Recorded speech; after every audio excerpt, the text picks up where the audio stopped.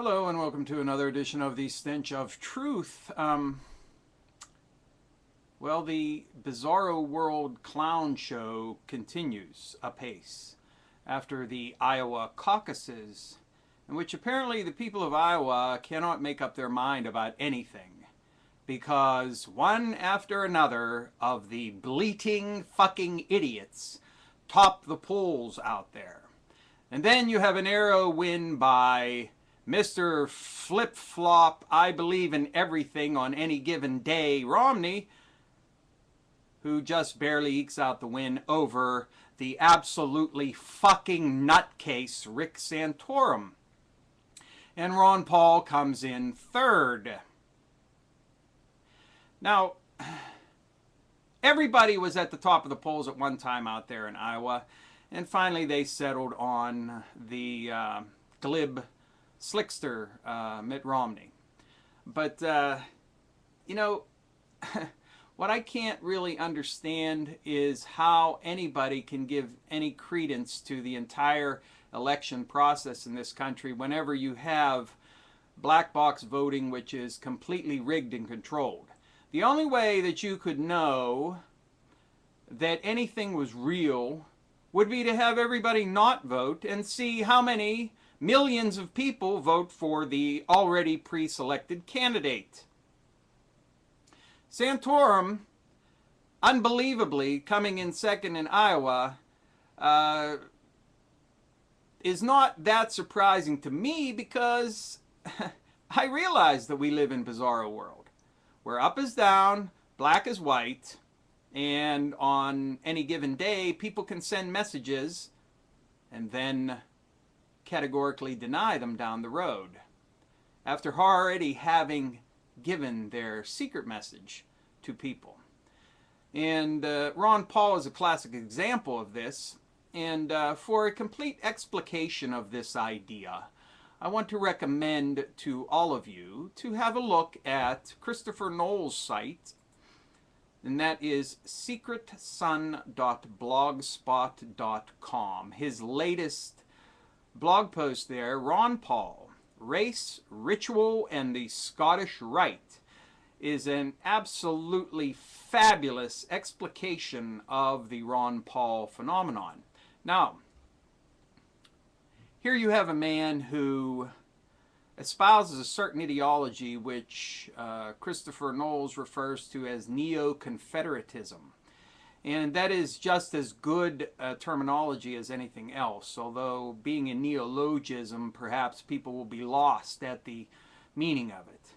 But have a read of the post. It's a final word on Ron Paul, and I think it is a final word on the entire phenomenon that is the undercurrent of what he is doing. And we can see that crazy as a fucking bedbug Rick Santorum is taking a cue from the Ron Paul undercurrent by having racist comments about blacks, taking a pause, supporting his original statement, pause, and then denying it.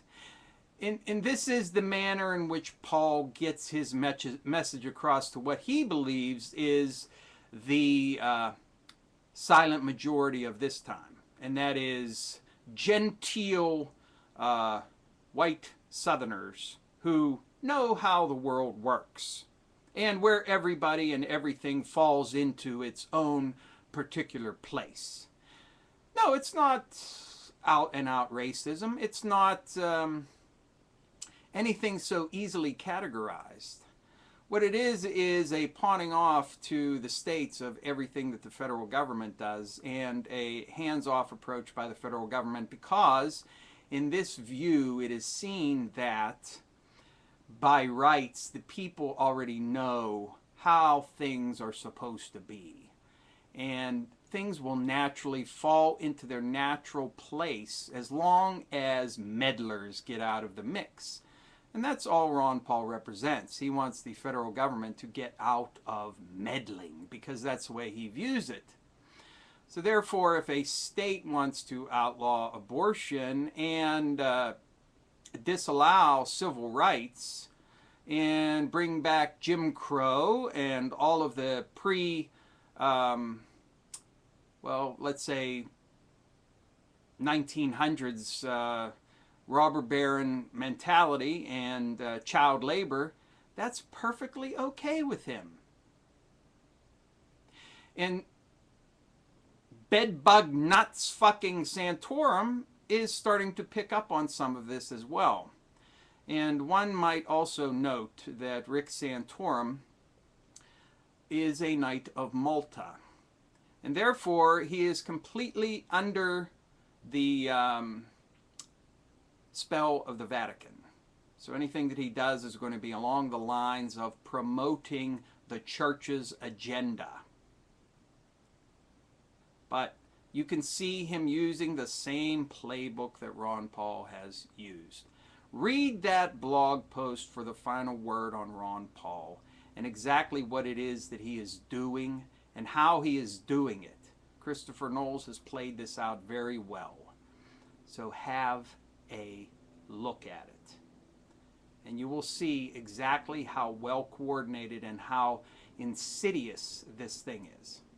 And remember that what we're seeing in this clown show election is, in fact, a complete farce.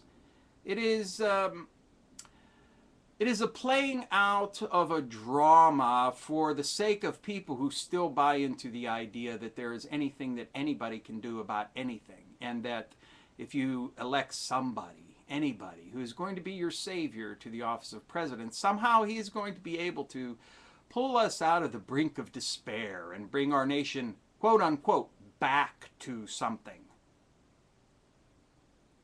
Like we had something good in the past that we need to go back to. And of course, this is all bullshit. And it's all a game and a show. So enjoy. Enjoy the continued show. And please have a read of that blog post for all of you Ron Paul people out there. It should be eye-opening in many ways. Thank you.